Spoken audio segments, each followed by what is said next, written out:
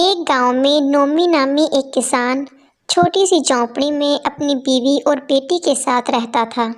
ارے آپ کو کوئی ہوش ہے یا نہیں؟ ارے بیگم کیا ہو گیا ہے؟ اتنے غصے میں کیوں ہو تم؟ شادی کے لائق ہو گئی ہے ہماری بیٹیاں، لیکن شادی کے لیے ہم 4 پیسے نہیں جوڑ پائے اس کے لیے۔ کیوں فکر کرتی ہو بیگم؟ ہو جائے گا سب کچھ۔ جوان بیٹی کو چھاتی بٹھا رکھنا ٹھیک بات نہیں ہے۔ ٹھیک ہے، میں بیٹی کی شادی کے لیے آج ہی کسی رشتے والی کے پاس جاتا ہوں اور اس سے تصویر دے کے آتا ہوں۔ کھیت میں جاتے ہوئے اسے راستے میں رشتے کروانے والا مل جاتا ہے۔ بڑی لمبی عمر ہے آپ کی، جو راستے میں ہی ملاقات ہو گئی آپ سے۔ کہو بھائی کیا بات ہے؟ شہر جا رہا ہوں، ذرا جلدی میں ہوں۔ یہ میری بیٹی کی تصویر ہے، اس کے لیے پلیز کوئی اچھا سا رشتہ تلاش کر دیں۔ رشتے کروانے والا اسے تصویر لے کر شہر آ جاتا ہے اور آ کر بولتا ہے، میرے پاس وہ رشتہ ہے جو خود چل کر آئے ہیں رشتے کے لیے۔ وہ تو سب ٹھیک ہے، لیکن یہ بتاؤ کہ جہیز کتنا ملے گا؟ کھاتے پیتے لوگ ہیں، اچھا بھلا گھر ہے ان کا، کچھ تو دیں گے وہ۔ پیسوں کے امیر دل کے غریب ہوتے ہیں، یہاں سے کچھ ہاتھ نہیں لگنے والا۔ رانی جی کس الجھن میں پڑ گئی ہیں آپ؟ کچھ نہیں، یہ لڑکی میرے بیٹے کے ساتھ سجے گی نہیں۔ میرے پاس اب بس ایک ہی تصویر بچی ہے، لیکن ان کا اور آپ کا دال مل بیٹھے گا نہیں۔ ارے آپ لڑکی تو دکھائیں نا۔ رانی کا بیٹا جونی جیسے ہی تصویر دیکھتا ہے وہ تو پہلی ہی نظر میں اس کا قائل ہو جاتا ہے۔ یہ بہت ہی غریب گھر کی بیٹی ہے۔ اللہ کے کرم سے ہمارے پاس سب کچھ ہے، ہمیں ان سے کچھ نہیں چاہیے، ہے نا اماں جی؟ ایسا ہی ہے نا؟ ہاں بیٹا، جس میں تمہاری خوشی ہے اس میں ہی میری خوشی ہے۔ اب تو میری جولی اس غریب کے گھر سے ہی بھرے گی، کیونکہ جتنا جگرا غریب کے پاس دینے کا ہوتا ہے نا امیر میں کہاں۔ اگلی صبح دونوں ماں بیٹا پوری تیاری کے ساتھ گاڑی میں بیٹھ کر روانہ ہو جاتے ہیں۔ تبھی بادل آ جاتے ہیں اور بارش برسنے لگتی ہے۔ وہ دونوں وہاں آ پہنچتے ہیں جہاں نومی پہلے ہی سے باہر کھڑا ہوتا ہے اور کہتا ہے، اس غریب کی جھونپڑی میں آنے کے لیے آپ کا شکریہ۔ جہاں جونی اور رانو پہلی ہی نظر میں ایک دوسرے کو پسند کر لیتے ہیں اور پاس کھڑی لالچ سے بھری ہوئی ماں کہتی ہے، بچوں کی مرضی تو ان کی آنکھوں سے جھلک ہی رہی ہے، اب ذرا ہم بڑے بھی بیٹھ کر بات کر لیں۔ ہاں کیوں نہیں سمدن جی، آئیں بغل والی کوٹری میں بیٹھ کر بات کر لیتے ہیں۔ دیکھیں بھائی صاحب، میرا ایک ہی اصول ہے، صاف کہنا اور سکھی رہنا۔ شہر میں ہمارا بہت بڑا نام اور رتبہ ہے۔ میرے بیٹے کے رشتے کے لیے تو لڑکیوں کی لائنیں لگی ہوئی ہیں، لیکن جیسی اچھی بہو کی تلاش مجھے تھی ویسی بہو مجھے مل گئی ہے۔ ساری خوبیاں آپ کی بیٹی میں کوٹ کوٹ کر بھری ہوئی ہیں۔ جی یہ تو آپ کا بڑا پن ہے۔ ٹھیک ہے، پھر جہیز کے لیے آپ 10 لاکھ روپے اور براتیوں کا پختہ انتظام کر لیں، گھر کا سامان تو سارے ہی دیتے ہیں۔ اتنی بڑی رقم سن کر تو جیسے نومی کے پاؤں سے زمین ہی نکل گئی۔ وہ پریشان ہو کر کہتا ہے، سمدن جی اتنی بڑی رقم بھلا میں کہاں سے جوڑوں گا؟ سوچ لیجئے گا بھائی صاحب، آپ کی بیٹی میرے گھر آ کر راج کرے گی۔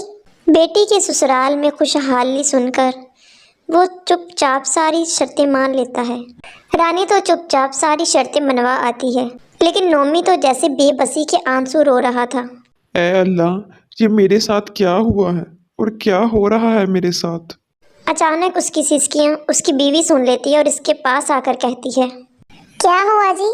آپ اتنے پریشان کیوں ہیں اور ابھی تک جاگ کیوں رہے ہیں؟ اور وہ اداس ہو کر اپنی بیوی کو ساری پریشانی کی وجہ بتا دیتا ہے۔ اتنی بڑی رقم ہم کہاں سے لائیں گے؟ اوپر سے برسات کا موسم ہے اور کمائی کا کوئی ذریعہ نہیں ہے، ایسے میں بیٹے کی ڈولی کیسے اٹھے گی؟ ایک باپ کی چاہ ہوتی ہے کہ اس کے بیٹے کو سکھی گھر ملے، اگر وہ بال بال بھی بک جائے اس میں تو وہ ایک قدم بھی پیچھے نہیں ہٹتا۔ کچھ ہی دیر بعد شادی کا دن آتا ہے اور نومی سارے جہیز کا بندوبست کر لیتا ہے۔ یہ سب آپ نے کیسے کیا؟ میں نے اپنا کھیت بیچ دیا ہے اور اب تو یہ گھر بھی ہمارا نہیں رہا۔ بیٹی کی ڈولی اٹھنے کی خاطر آپ نے اپنے باپ دادا کی جائیداد تک بیچ دی اور گھر بھی بیچ دیا۔ یہ نہیں سوچا آپ نے کہ بیٹی کی ڈولی اٹھنے کے بعد ہم کہاں جائیں گے؟ اتنی برسات ہو رہی ہے، ہم کہاں رہیں گے؟ تھوڑی دیر تک نکاح کی رسم شروع ہو جاتی ہے اور ساتھ ہی ساتھ بادل بارش برسنے لگتی ہے، جسے دیکھ کر رانی کہتی ہے، ارے یہ کیسا بندوبست کیا ہے تم نے؟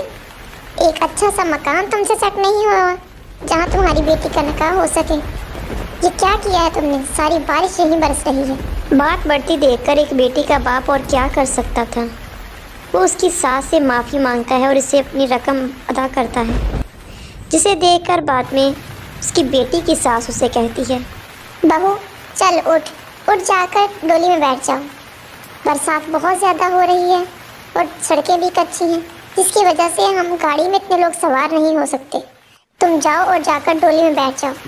बोली बाली बेटी जो कि चुप करके जाकर डोली में बैठ जाती है और बड़ी बरसात में अपने मायके से रुखसत होकर चली जाती है। डोली कार के पीछे पीछे जा रही होती है। तभी रानी अपने बेटे से कहती है, गाड़ी की रफ्तार तेज कर दो। क्यों माँ, गाड़ी की रफ्तार तेज क्यों करनी है? आप जानती हैं ना डोली की रफ्तार तेज नहीं हो सकती। रानी अपने बेटे को बहला फुसला कर चुप करवा देती है और दोनों नज़रों से ओझल हो जाते हैं। अरे ये दुल्हा और दुल्हे की माँ कहाँ गायब हो गए हैं? बारिश है कि रुकने का नाम ही नहीं ले रही। हमें जल्द ही डोली को सही पते पे पहचाना होगा। इतनी बारिश में वो डोली को वहीं पड़ा छोड़कर दोनों भाग जाते हैं। अरे ये सब कहाँ चले गए? मुझे तो अपने हस्बैंड का भी नहीं पता वो कहाँ चले गए हैं। पता नहीं सब कहाँ गायब हो गए हैं। वो डोली से उतरकर चलने लगती है और शहर की ओर पहुँच जाती है। वो देखती है कि उसके शौहर की गाड़ी एक घड़े में फंसी हुई है और उसके शौहर और सास दोनों बेहोश ज़ख्मी हालत में हैं। नई नवेली दुल्हन बड़ी मुश्किल से अपने शौहर और सास को कार से बाहर निकालती है। इतनी देर में तूफान थम चुका था, लेकिन उसकी सास को उसके किए का बहुत पछतावा था। मेरी बेटी तुम मुझे माफ़ कर दो। मैंने तुम्हारे साथ बहुत गलत किया है, इसीलिए शायद मेरे साथ भी वही हुआ है।